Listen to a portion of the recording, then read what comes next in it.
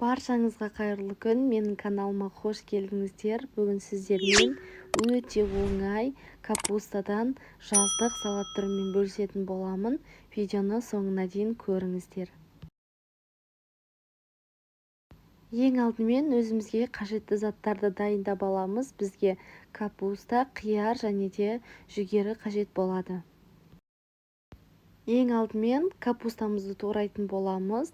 Капустамызды ұсақтап тураймыз. Осылай қатты жерін алып тастасаңыздар болады, немесе солай турай берсеңіздер болады.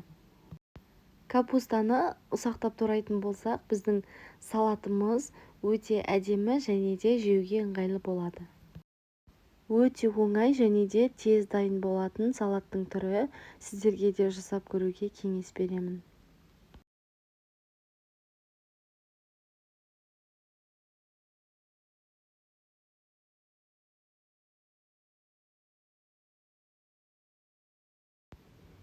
Осымен біз капустамызды турап болдық. Енді келесі қиярымызды турайтын боламыз. Қиярды да дәл видеода көрсетілгендей етіп, ұзынша етіп турайтын боламыз. Құрамын міндетті түрде описанияға жазып қалдыратын боламын. Егер сіздерге бұл құрамы, яғни мөлшері аз болып жатқан жағдайда, сіздер 2 есе көбейтіп жасасаңыздар болады. Менің каналыма тіркелмеген болсаңыздар, тіркеліп, лайк басып, пікір қалдыруды ұмытпаңыздар. Алдағы уақытта басқа да көптеген рецепттермен бөлісетін боламын. Осымен қиярымызды турап болдық. Енді оны ыдысқа салып, оның үстінен дәміне қарай тұз салатын боламыз.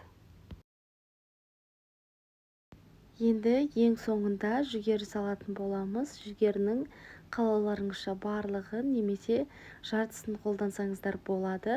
Оның үстіне 5 қасық майонез салып, барлығын араластырамыз. Жақсылап араластырып болғаннан кейін, осымен біздің салатымыз дайын болды.